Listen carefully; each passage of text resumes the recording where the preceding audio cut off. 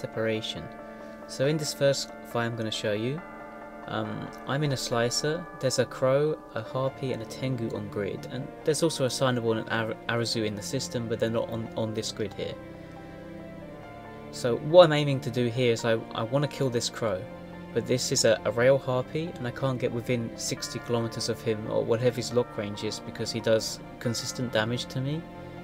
And while I probably could kill the crow while the harpy's shooting at me, it's really risky, especially with the tengu there. So what I'm doing here is I'm pulling this harpy off.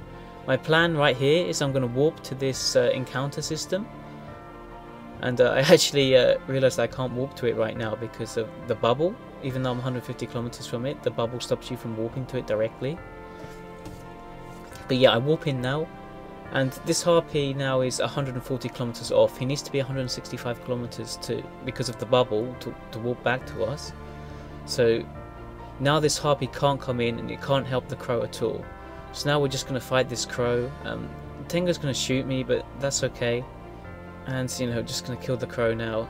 I try and keep my speed up as much as possible to, you know, try and evade as much damage from this tengu as possible.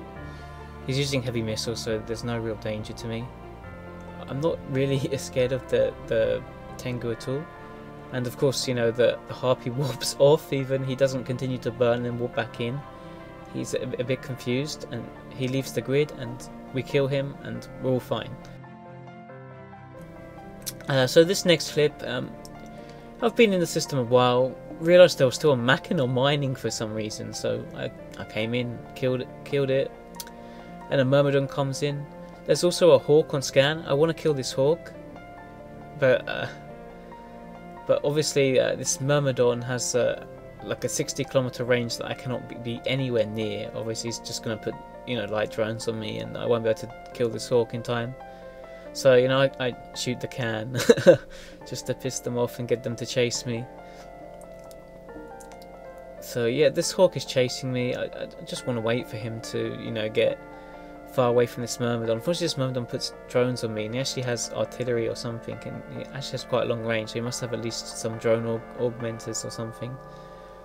So, you know, I'm just going to kill these drones, then I'm going to go on the hawk once he's separated far enough from the myrmidon. And you know, a blackbird lands now, so I don't want to get anywhere near this blackbird. Blackbird has about 100 kilometer range, lock range. And if the blackbird gets a lock on me at any point, you know, the fight's basically over. And I'll just have to type GF in local and, you know, warp out or die, depending on if I'm tackled or not. So, you know, just gonna work down these drones, and I'm gonna go in on the hawk once I'm far enough away from the blackbird so it can't just burn in and get a jam on me. And I realised the blackbird is afterburner fit, or he's no prop or something, because he's not coming in at all. The myrmidon is burning in for us, but he's not fast enough, and this hawk is going to die. You see now the blackbird is starting to get into warp range, but by now it's too late. I mean, the harpy's dead, and the blackbird actually just warps off. He doesn't actually wait for the harpy to be in the hawk, sorry, to be in warp range. And you know, hawk dies. Catalyst comes in at 0, but you know, we're not in any danger here. It's a rail catalyst, so you know, also we have to leave the grid. We can't kill the catalyst, otherwise we could have killed the catalyst if it was blasters, if we just stayed safe. But yeah, that was a good kill. This is another clip with a Saber and Enu. So jump into this camp.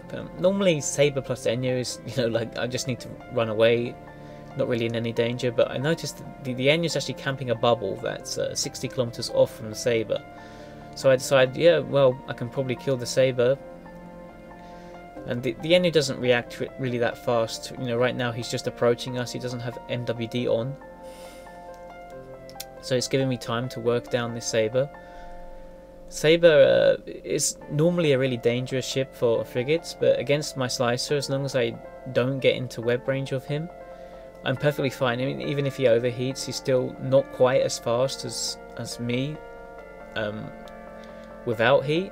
well, he's a bit faster, like 200 ms faster, so I'm not really in any danger in keeping the Saber. So right now what I'm doing is I'm manually piloting. I'm purposely positioning myself on the opposite side of the NU towards the Saber, so that way you know, like I'm behind the Saber towards where the NU is, so it takes as much time as possible for him to get on top of me.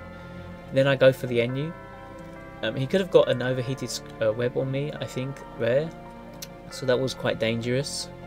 Although I did have inertia, so I think I probably would have just, you know, got out of range, even though he got a web on me. If he was paying attention, or if he had a web. This NU in particular actually has a cap recharger, so you know, not the best fit. But yeah, now I just kill this NU.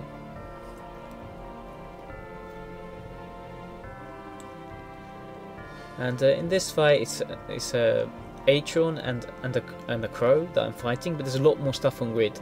And the Griffin is really dangerous to me because, you know, ECM's bonus ship against a frigate that doesn't particularly have high sensor strength. You know, the fight's over if he gets a lock on me, pretty much.